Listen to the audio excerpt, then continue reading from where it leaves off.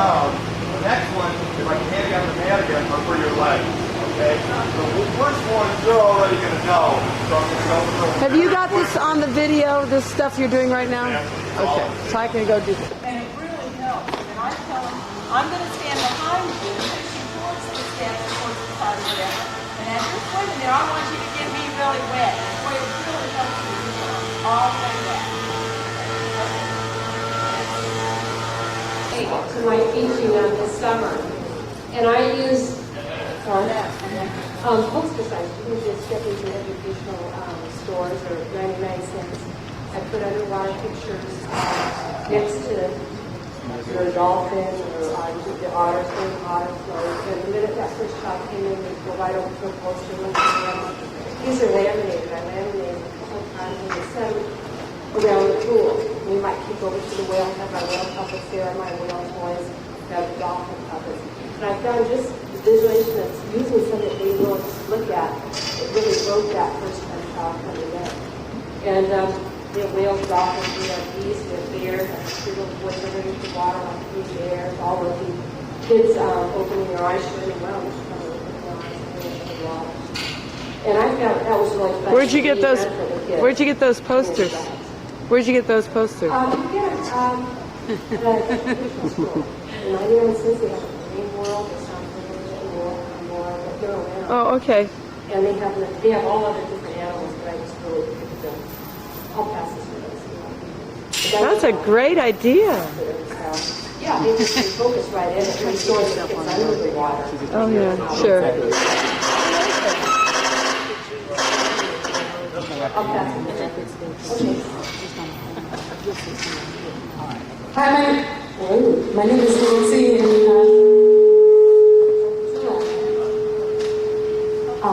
it's very similar, so I figured I might as well get in before we get in the water. Now, okay. I'm a step instructor. I usually have one of these. I should be used to it. All right, got a piece of paper and a pencil?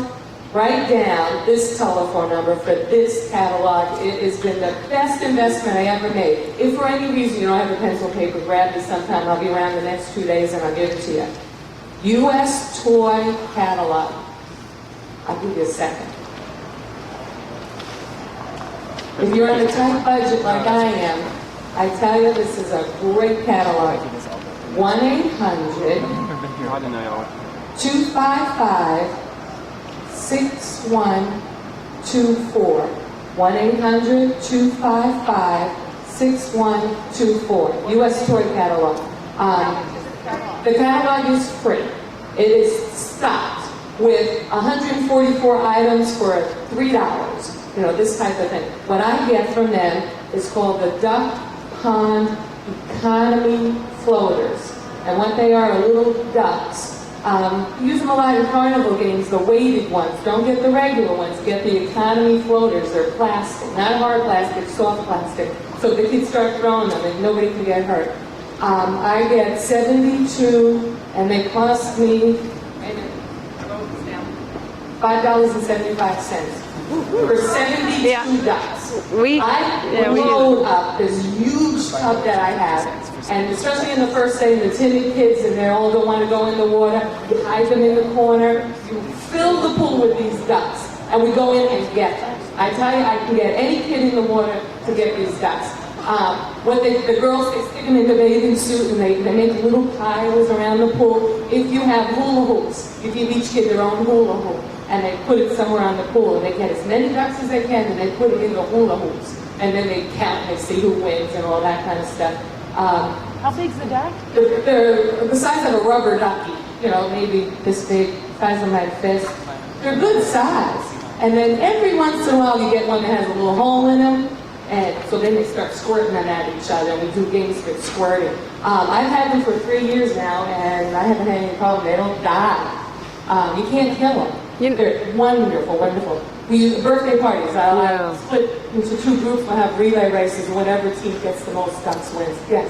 And we get these ducks where the actual duck, and then there's a little one that fits right in the back. Oh. They ride. Where do you get those? Yeah, where do you get those? Kmart. Toys R Us or Kmart, but they're more expensive than all of them. Absolutely more expensive. 5 for 1.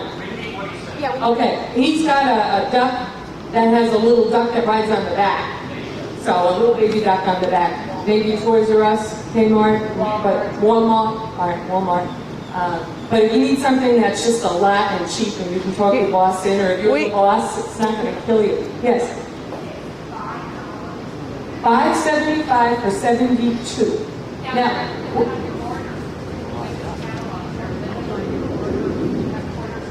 oh, absolutely not. There's more to this catalog. Let me tell you what else I get there. They also have tiny little sea animals. No exaggeration. I got 144 for $2. They're little plastic sea animals. If you have a little problem with big skimmers and things getting caught, you might not want to get them because they're not the size of my watch. Okay, just that round. But they're all different kinds of sea animals. They float. Absolutely, they float. So I get a whole bunch of those too. The other thing is I was trying to develop my own skill progressions, and I want, my kids want badges. So I used to do Red Cross, and they like that the best. I just couldn't afford it. So also in this catalog, and I'll pass it around and you can see, they have stickers. And there's 6 of them. They're sea animals. If anybody has any other ideas, let me know, because I want to do more levels than 6. But, and of course you can have little names for the different levels. The tiny little sea animal floaties are the same as these. So you can say, oh, go get Lucky the lobster, and they have to go find Lucky the lobster in the water. Also with these, and I'm mad I did bring one down, but I forgot to grab it today, are the exact same levels, but erasers. So what I do at the end of the class, if you pass Flounder the Fish after my program, they're nice quality erasers with just this bright picture on the front of Flounder or whomever. And I just put a little hole into the top of the eraser and they get, Olympic style. And I award them their necklace. And I tell you, that's the biggest thing, is once they get past Flounder the Fish and they get their necklace. Again, they're real cheap. But the best idea, again, the same catalog, they have tattoos. High quality tattoos. I got 144. They last 3 weeks. I'm talking nice tattoos. 144 for $6.25. And they do have a couple of nautical scenes. They've got an anchor, they've got a pirate, and they've got a shark, and they've got Flounder the Fish. But they also have a unicorn and a heart, and a couple other different things. But that's all from that catalog. And Tuesday is tattoo day. And for a kid who won't put his face into the water on Tuesday, he will, to get that tattoo. And it's nice because you can do it right by the pool. You just wet them and pop it right on. It's easy. And the stickers all come individually marked. Individually packaged, so they don't get wet or anything. It's nice. You can just hand them out. But the tattoos, they used to do that. Now they're not. They're coming in groups of 6, so you have to actually just perforate them on. And I think that's it. Thank you. Great. Okay, Jason Krause. He's going to introduce. I'm from Emerson School in Arlington. One thing we do with our 3, 4, and 5-year-old beginners is we use themes every single day and play games to teach them to swim. My favorite, which I have invented, is Cartoon Day. We play the Roadrunner Coyote, and we use really fast kicking feet like a coyote and Roadrunner. We play Sleeping Beauty, practice sleeping on their backs. We play Pinocchio and have them scrape their long noses on the bottom of the swimming pool. We play Tweety Bird and Sylvester, and have one kid be Tweety and climb up to the cage on top of on the side, and then jump out when the other kid, Sylvester, comes up to try to catch him, and then swim across the pool to get away. We use cute things like that to keep the kids' imaginations working while they're learning to swim. We're going to be presenting a short video on the subject tomorrow at the final luncheon, and I think hopefully all be really amused by it. And then I also want to show 3 quick water demonstrations.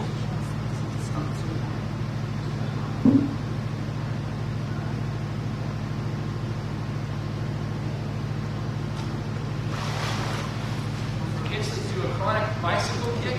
These are ideas that I've had myself, and I guess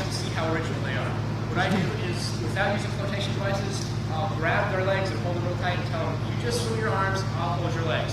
And as their legs relax, my grip will relax, and soon enough, they're swimming across the top of the water with their legs just floating, not even kicking. So let me show you how to do it.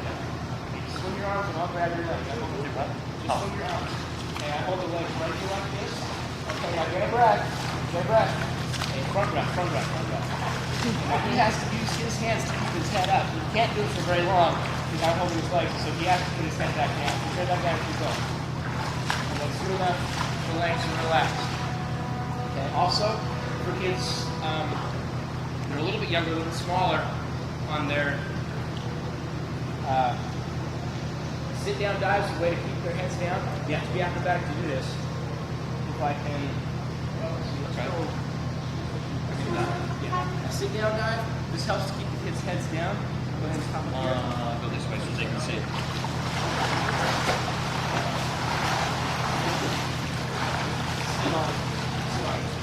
You have to be acrobatic to this, but you give the kids something to look at underwater to keep their heads down. Push arms up.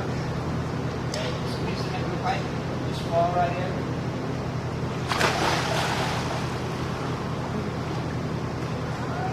I like it. Yeah. Awesome. Do that again. One more time. I like that.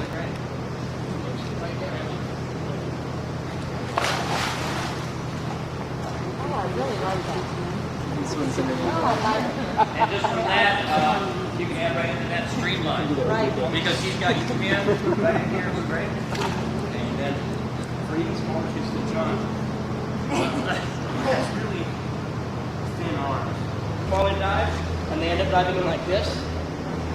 What I'll do, I've got small fingers, so anybody who's got bigger hands can do it even easier than me. Squeeze their arms right there like that. One finger over there. Thumb over here, reach down, use your other three fingers to hold on to the head. Now try real hard to lift your head up. Just grip the head like that, that way you've got complete control of the hands, the arms, and the head. My fingers you can't see, my fingers are holding the head right here like this. That way when they fall in, their head can't come up. Hold the arms in, head down. But now, I don't know. I know what you meant.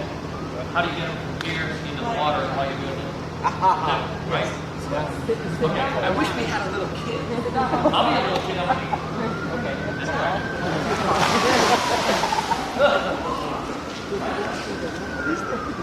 Yeah, that's really acrobatic to do this. I use the waist, that whole front leg right here.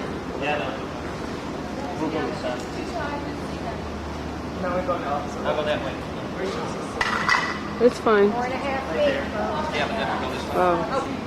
Yeah, just hold your head right here. You're not skinny. Oh, okay. Are you not skinny? Yeah. That way I can hold his head down, hold his arms up, and I just use the waist and let him fall right in and keep the waist up. Just like that. So if they're trying to lift their head up, or if they're trying to dive too deep, I have a pretty firm hold on their arms and their head, keeping them both in one place. I can just guide them wherever I want them to go. Do you want to see it from this side? Tips to get kids to put their face in the water that are scared. One that I thought I invented, and I think you talked about it yesterday, is we make fish faces. You know, they're just sitting before they go in. We practice.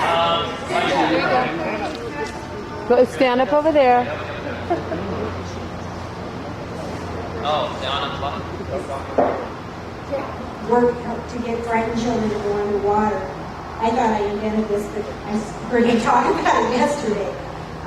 We make fish faces just sitting on the edge before they ever go under. I have them practice blowing their cheeks out so they're going, who can do the biggest one, who can hold it. And then I just, hold them and we go under doing the fish face. And I think you're just distracting them. They're thinking about making the fish face. They aren't thinking about having to go underwater. I start with, on the steps, I'll start with, okay, this, and then I start with raindrops coming over the head, let them get used to that. Sometimes I'll hold their hands, and I'll do raindrops so they can't wipe their eyes, and then eventually I'll go, put your ear in, your other ear in, back of your head in, chin in, back of your head in, nose in, Oh, so they're not. And you distract them quickly, left, right, this, that, that, and all of a sudden their face is in, and they go. That sounds like a version of Hokey Pokey. Okay, put your ear in. And I've never heard hokey pokey, so put your right ear in, left ear in. Thank you. So Nice forth. job. Good. Okay. Yes, ma'am. How do you like it? Oh, all right. When I have children that have their face, that won't put their face in water, I have these really stupid toys from Target, and they're called diving clams, and they come in pink and yellow, and they have these little scuba faces on the top, and they're so cute. You can buy them for like $6, and the kids always want to buy them from me and take them home. And they're two colors, pink and yellow, and then inside they have all these different colors like white, and blue, and pink, and green, and black, and it's really good because for the preschoolers and the age that I teach, we can count them, we can sort them by colors, greens, all the greens go in one pile, we can name the colors, we can do the colors in Spanish. So those are good educational activities for them that the parents like to see. And then I put them on the bottom of the pool, and they're looking at all these clams, and then I say, okay, find the green one. If you find the green one, you're a winner. And of course, they find the green one after about the 10th or 12th one, and so they put their face in 10 or 12 times, and they don't even think about it. And it works really great. And then once we do the diving clams, and once I have them swimming, I say, okay, go get the diving clams before they sink. And of course, they don't want to swim 25 yards, but I can throw those things all the way across the pool. And they go take it off and try to catch those before they go down to the bottom, and that's really fun. And then they can have competitions, throw all the diving clams out, see how many you can get, bring it back, climb out of the pool. And these things, they get so involved with chasing these stupid things, they completely forget about what they're doing as far as, the distance they're going. And they're great for endurance. I can get them to, swim almost a half an hour nonstop, chasing these diving clams and all these other little toys. And they don't even think about swimming laps, so it works great. And another thing that I do with the diving clams is they just think I'm too magic. You take two diving clams that are yellow, and one's pink and one's blue, and you say, I'm magic, and I can make these diving clams change colors. Well, you have two, but they only think you have one. So you do your magic hocus pocus and all this stuff, and put them together twice, with another one, and all of a sudden it's pink the first time. Well, then you say, oh, there's something burnt up in that tree, and you take the one from behind your back, trade it, do the hocus pocus thing again, click them together, and you go, I bet it's going to change color, and you get them to think if they agree. And then, you show them, and it's changed colors. And then another thing you can do is have one behind your back, throw it over there, tell them that they're magic, and they're going to make it change. And they get really mad when they can't make it change. And it's so cute. They enjoy that a lot. So if you can ever find those diving clams, you can pick them up at Kmart and buy them buy all of them out, because I guarantee it, you'll sell them to your clients in a heartbeat, and you can mark them up because they never can find the toys that you like. And all these people come up Especially and if say, you buy them out. Best toys, where do you get them? Like I heard someone say, they'd never believe it if you told them you got them at Kmart in the dog department or something. So anything like that, you can find toys. It's great. And ducks are fun. Or anything you can hold the ducks out if they don't have to do their arms. Hold it out in front of them like this. Like this, and you can hold them under your arms, and they'll do their arms all day long trying to reach for that stupid duck. And it really helps them extend and reach. And then if they're only using one arm, you put it on your other side, and then they want to reach with this arm. So as you move it back and forth, they'll do their arms for you. That's it. Thank you. We want to call the target is Parisian. Hi, I'm Michelle. I'm over at Swim America with South Florida Swim. My idea, really, it helps the kid to put their face in, but it also would help the child if they're not opening their eyes in the water. Now, one of the things we have is these fish rings, and they're circular, and on the ends of them has a fish head and a fish tail. Where did we get those? Treasure Eyes from Kmart. Okay, and what I do is I tell the kids it's not a fish, it's a magic looking glass. And I have them look around, and I tell them, what do you see? I see like a big castle. I see a big castle or a princess or whatever, and I tell them, look, there's a waterfall. Let's go over and see what's in the waterfall or what's down at the bottom. And I put the looking glass over there, and it's about maybe about that big. But not big enough for the kids to fit their face in, little ones especially, for them to fit their face in.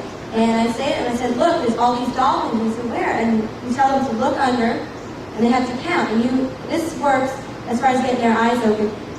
You put your finger, like maybe 3 or 2 or whatever, and you tell them, well, how many dolphins did you see?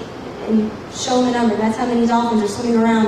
Or how many turtles do you see? Show them a number. That really works well as far as getting their eyes open and putting their face in.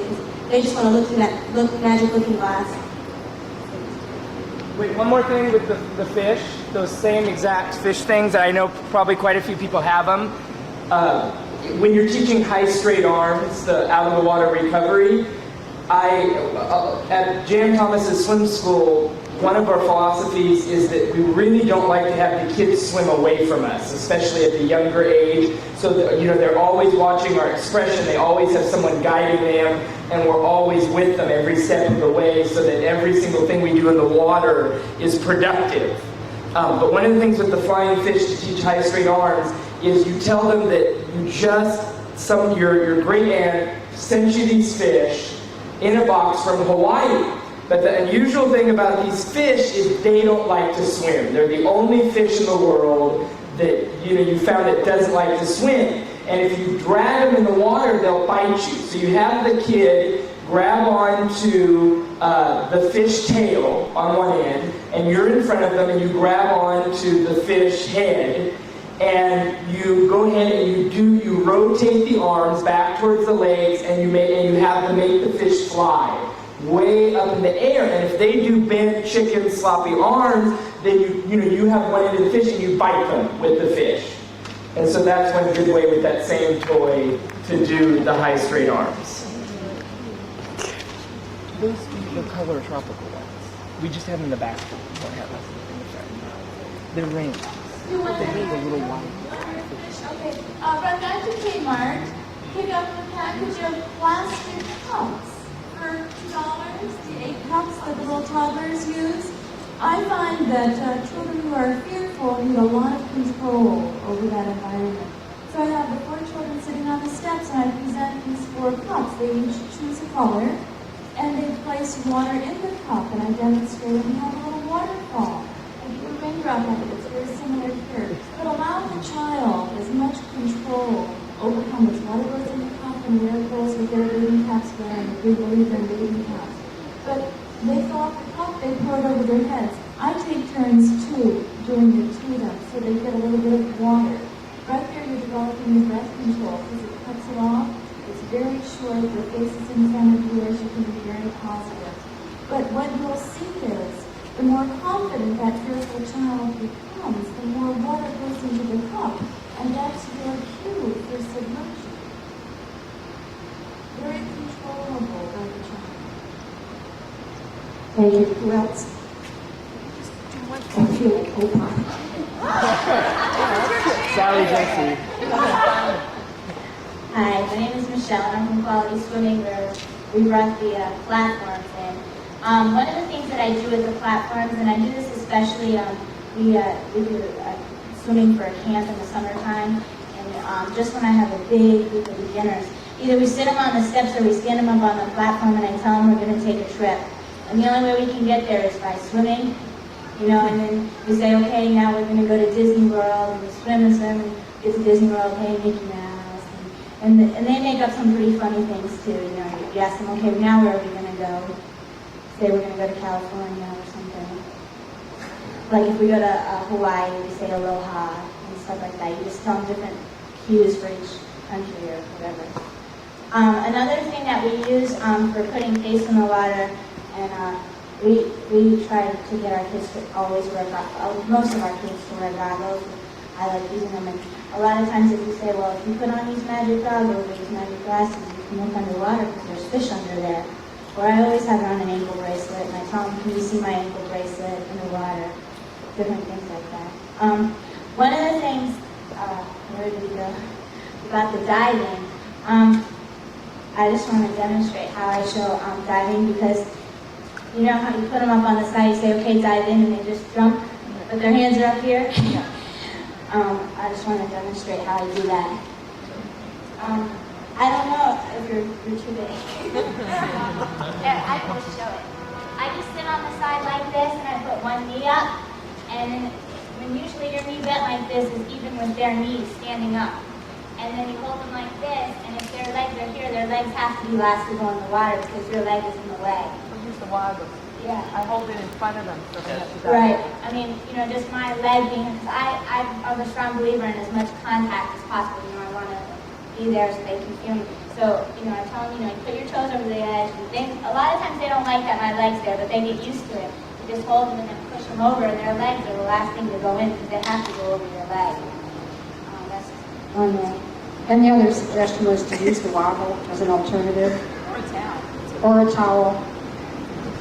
Who else? This is my last one, I promise. Another thing that I like to do to get them to hold their breath is tell them, actually I learned this from Andy, the director from school. She tells them that it's a special magic trick. If you hold your breath and go underwater and the water doesn't get in, you have to close your mouth and the water doesn't get in. And then once they get a little bit older and you want them to blow bubbles, you say, well, if the bubbles come out, the water doesn't come in. And that's your special magic trick. Thank you. I use, my name is Therese, and I'm from Tampa. And one of the teaching aids that I've found in the last couple of years that work absolutely fantastic is a little baby doll. Oh, The rinse and wet dolls. They blow bubbles. You want it all plastic, you want it in all bodies, and they have really bad hair days. But the children will watch this baby doll. What you want that child to do, the baby doll will do it first if you have any resistance. If the baby doll, you do your signals where they fall in the water, turning at the wall, the baby doll will do it first. It's just amazing the reception you get with that little doll. Goes in all the two baskets. Best baby doll is Barbie doll. Yeah, they love Barbie. Because I was working hard for years.